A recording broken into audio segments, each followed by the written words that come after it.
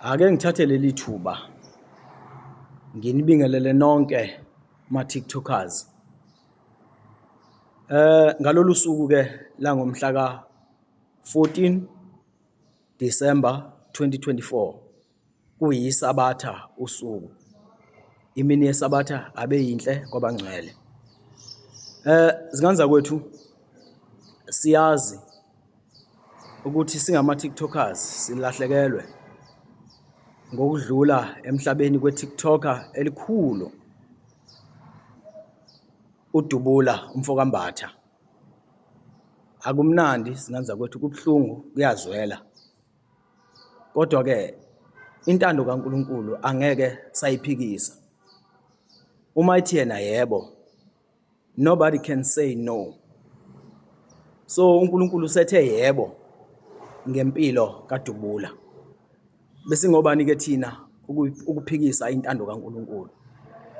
Masivumele intando kaNkuluNkulu yenzeke mase kufike isikhathi sokuthi yenzeke.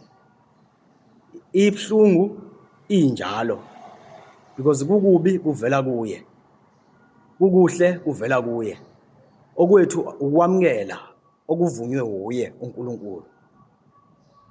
Bafowethu, naku ke lapha engikhona namhlanje siyazi ukuthi ke iqhawe liyabekwa uDubula kuyikhaya lakhe lokugcina. Nokuwumzuzu onzima kakhulu emndenini wakhe. Ngiyazi kubuhlungu zingane zakwethu ukubona ithambo lika baba wakho uyingane, ukubona ithambo lika bhuti wakho, ukubona ithambo lika mfowenu, hey, ukubona ithambo lika malume. Kubuhlungu ukulibona lingena ngaphansi komhlabathi. Kodwa ngifuna ukuthi kumndeni wakaMbatha duduzekani. Ngiyazi lesi simo esizokwenzeka namhlanje uma ebekwa kwikhaya lakhe lokugcina uDubula kuyoba buhlungu kakhulu kinina njengomndeni. But ekufanele nikwazi ukuthi konke kuyintando kaNkuluNkulu. Yilapho bona khona bafowethu kuba nzima kakhulu. Yilapho bona khona ukuthi usesishiye ngempela uma esengena emhlabathini. Ngiyawazi lo mzuzu. I'm talking from experience.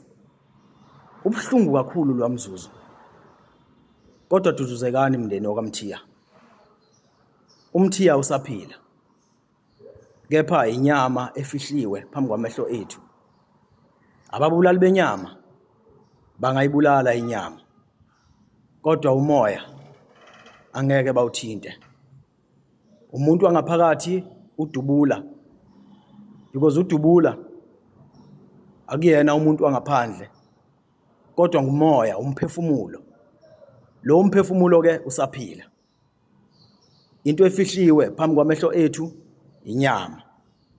Nasemgodini umoya, umphefumulo ngeke ungene, kodwa into ezongena kulowa mgodi amathambo akhe kuphela. So ningakhali mndeni wakwaMbatha. Nginikeza lamazwi ukuthi yazini ukuthi uDubula usekhona ngokukamoya. Umoya wakhe usekhona ngaphakathi komndeni wakaMthiya. Uzoqhubeka abe ngamandla ngaphakathi komndeni wenu wakaMthiya. Nakuba inyama ingeke isaba khona. Nakuba inyama ingeke isabonakala. Kubuhlungu izingane zakwethu ke ukushiywa inyama.